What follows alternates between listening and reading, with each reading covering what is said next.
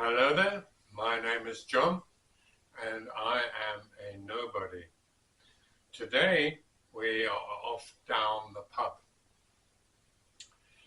So there was a pub around the corner from where I lived and it was called Uxla, which means little ox. And it was a very nice pub. It was a kind of trendy place to go, I suppose, but was very poorly frequented, so there weren't many people in there. The owner had decided, I don't know why, to open up a wine bar in Neukölln, where I used to live, and he picked probably the worst place on earth to open such an establishment.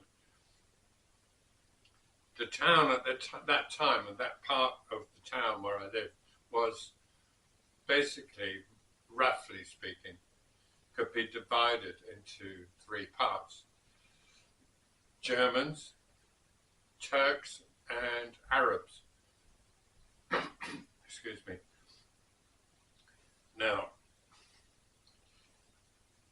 he had signs on the door saying, foreigners welcome, and I was a foreigner, of course. So today's equivalent would probably be refugees welcome or something like that. There was never any trouble, or rarely any trouble there. The people were very nice and tolerant and friendly.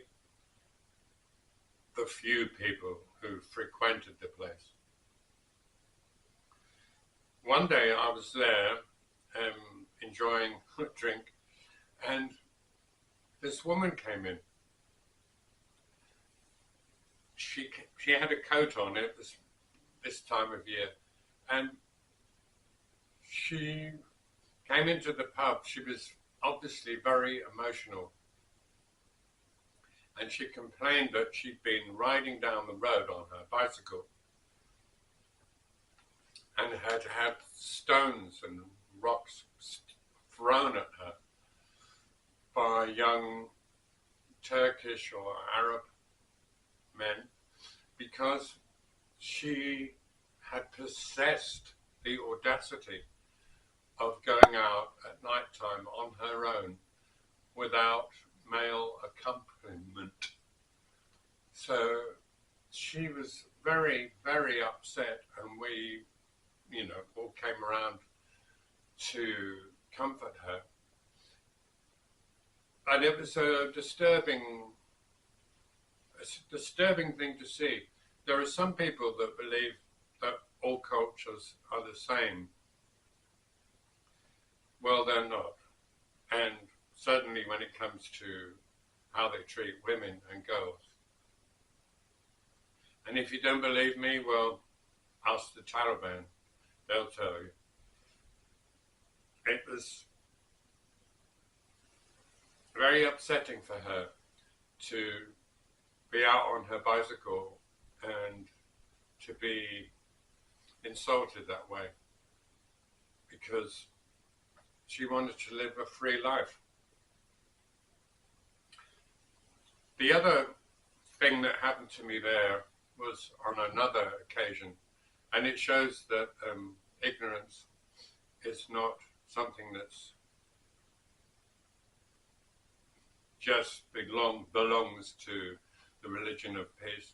There are also other people, German people, for example, or people like me, who are intolerant.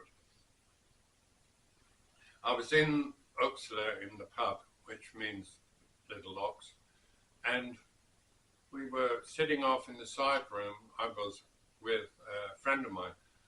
We were the only two guests. It was that kind of place. And we were just having a lovely chat. He was German, a big guy, over 6 foot, chunky. Not the kind of man you'd want to meet on a dark night down an alley, as we say. And this man came in, a German guy, and started to insult the bartender and the owner of the pub. I turned to my ferocious looking friend and said, I'm just going to walk over to the bar to show him that the owner, to show him that he's not on his own. And my huge, imposing friend, ferocious looking friend, said, I don't want any trouble. So I had to go over on my own.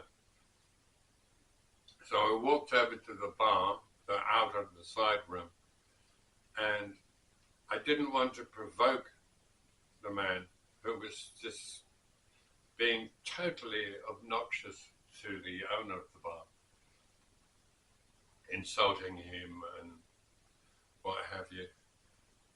And I had to choose my spot carefully, which I did. And it was just close to the owner, close enough to know he was not on his own, but close enough to the guy who was being obnoxious to show him that the owner of the bar was not on his own. And as the provocation increased and the man became more and more obnoxious, he suddenly stopped when he realized that he was not on his own.